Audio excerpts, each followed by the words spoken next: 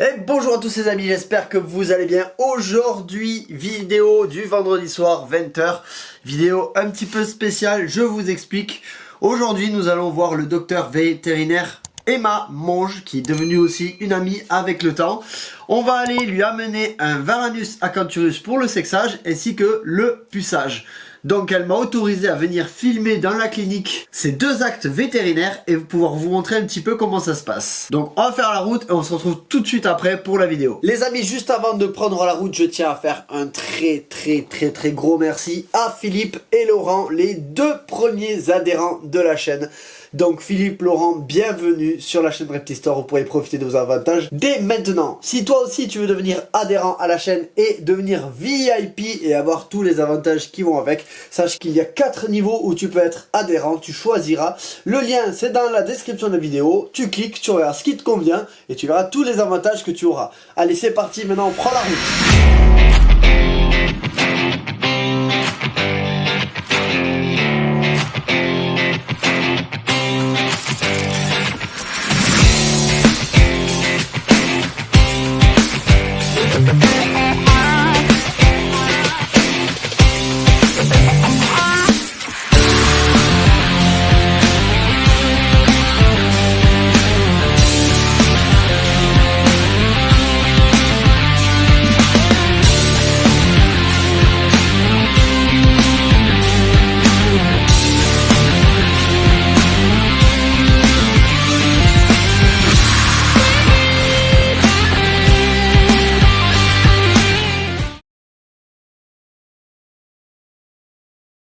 Donc aujourd'hui, on va aller voir comment faire le sexage des petits varans.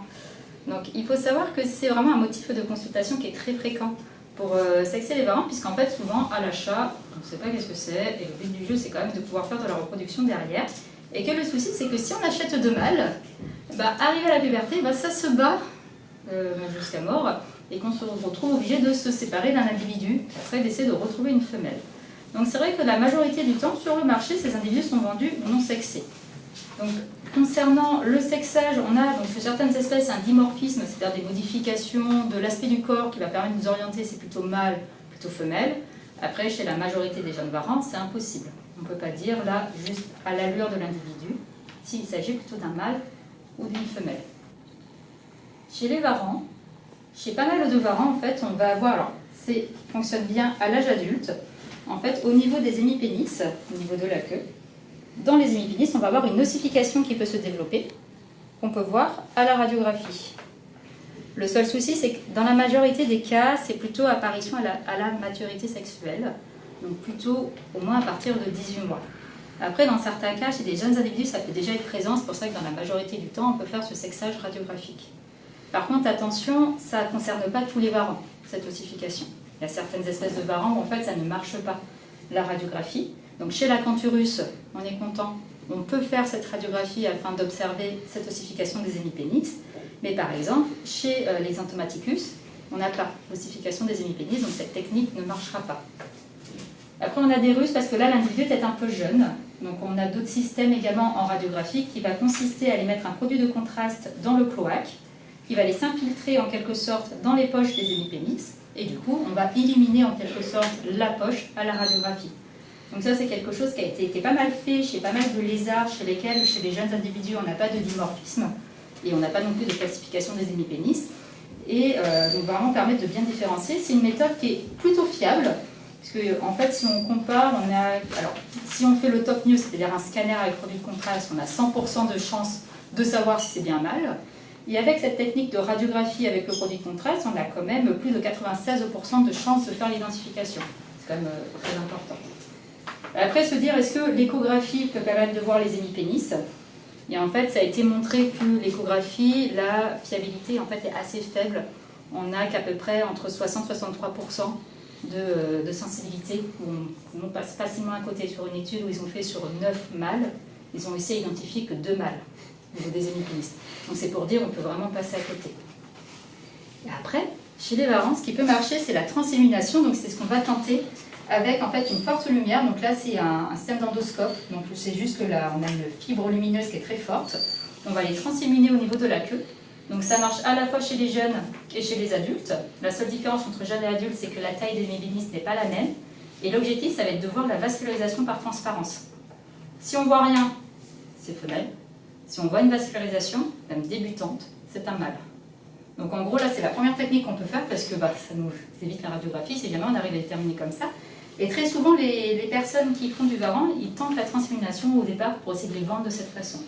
Après, voilà, il faut faire attention puisque chez le jeune, vraiment la partie vascularisée de l'hémipénis est très petite.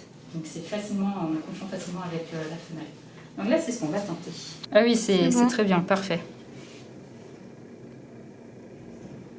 Ah, il a la queue hyper épaisse. Ah, là, on voit bien. Ça a l'air vide, hein.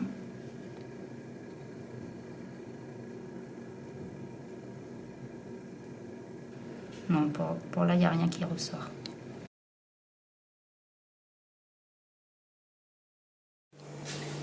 Quand même.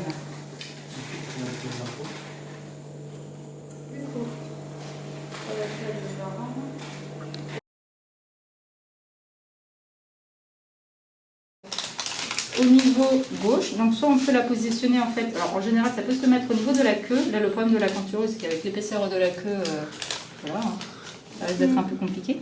Soit on peut positionner en effet au niveau de la cuisse. Bon là on est quand même sur un petit individu, donc ça risque un peu de l'handicaper pour se déplacer. Donc en gros là où on va le placer ça va être plutôt en sous-cutané, tu vois juste ici, un petit pli là. Okay. Donc le but ça va être de piquer un peu en avant et tout te met en sous-cutané dans le pli ici. Une bonne désinfection. Moi je tiens la bête sauvage.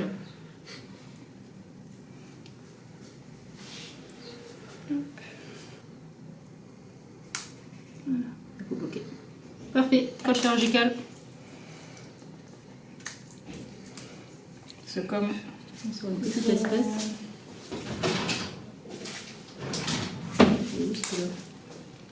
Ça va? Oh, de misère. On fait des misères. Il est où? Par ici. Ouais. On a le tout petit poids. Pour éviter qu'avec les contractions, la puce ne sorte. Alors, sur le trou de préférence. Parfait. On va attendre un peu que ça sèche. Voilà les amis, c'est terminé. Bon, je vous ai pas filmé les conclusions de tout ça parce que c'est pas plus mon but de les déranger. Donc au niveau du sexage, c'est une femelle. On confirmera ça dans un an, mais normalement c'est une femelle. Pareil au niveau du puçage, donc c'est fait. Voilà, l'animal est identifié. On se dit à très bientôt pour une nouvelle vidéo sur la chaîne Reptistore.